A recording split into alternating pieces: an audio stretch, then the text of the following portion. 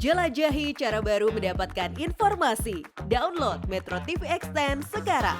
Ya, pemirsa, Jakarta menyandang predikat ibu kota paling terpolusi di dunia beberapa bulan terakhir ini ya. Pemerintah sebenarnya telah menyadari penyumbang terbesar polusi di Jakarta adalah kendaraan bermotor. Lantas apa solusinya?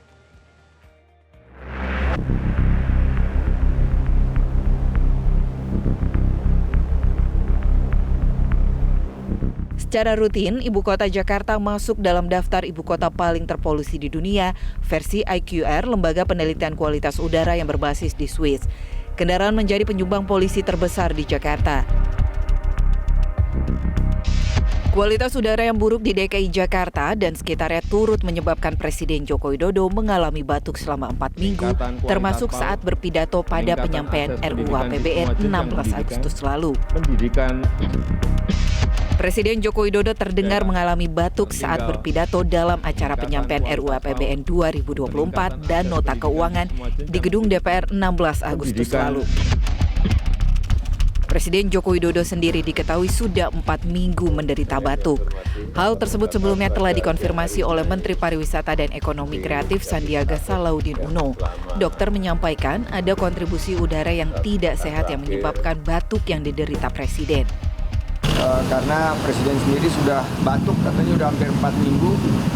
Beliau belum pernah merasakan seperti ini dan kemungkinan dokter menyampaikan ada kontribusi daripada udara yang tidak sehat dan kualitasnya buruk. Sejumlah solusi ditawarkan seperti menggunakan kendaraan umum, melakukan uji emisi kendaraan secara berkala, menggunakan kendaraan listrik, menggunakan sepeda hingga jalan kaki. Selain itu, masyarakat juga diimbau memakai masker dan mengurangi aktivitas di luar rumah agar tidak terkena dampak buruk udara kotor yang bisa menyebabkan penyakit pernapasan. Pemerintah pun menyediakan fasilitas screening kesehatan.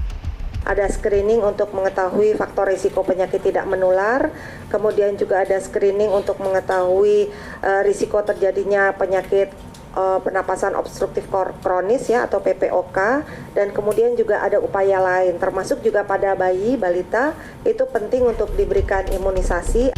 Kementerian Lingkungan Hidup dan Kehutanan atau KLHK meyakini polusi udara Jakarta diperburuk oleh musim kemarau sejak Juli hingga September. Direktur Jenderal Pengendalian Pencemaran dan Kerusakan Lingkungan, Sigit Reliantoro mengatakan akan melakukan law enforcement atau penegakan hukum di wilayah Jabodetabek. Yang akan kita lakukan adalah mulai melakukan kampanye dan mungkin juga akan segera dilakukan enforcement untuk uji berkala kendaraan bermotor. Kita tanggal 5 Juni kemarin sudah melakukan uji bersama besar-besaran, tidak hanya di DKI tetapi di semua Jabodetabek.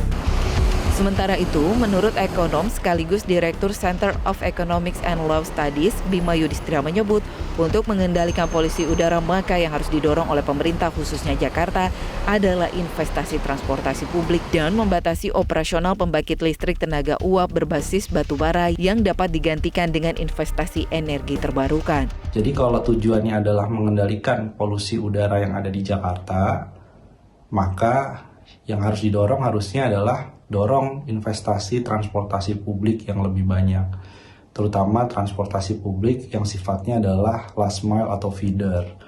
Dari mulai rumah pekerja sampai ke kantor, itu full dengan transportasi publik sehingga emisi karbonnya bisa ditekan.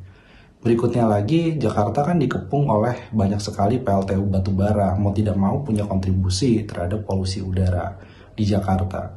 Jadi ini adalah bentuk investasi yang bagus sebenarnya, membatasi operasional PLTU batubara misalnya, tapi digantikan dengan investasi energi terbarukan.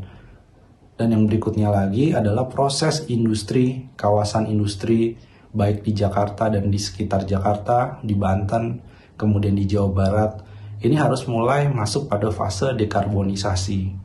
Bagaimana proses dari mulai pengambilan bahan baku dan proses di kawasan industri itu sudah bisa menurunkan karbon yang keluar, bisa menurunkan polusi yang akan terbawa angin misalnya ke pusat kota Jakarta. Kedepannya pemerintah akan membuat beberapa kebijakan, diantaranya peningkatan tarif parkir untuk kendaraan pribadi. Tim Liputan Metro TV.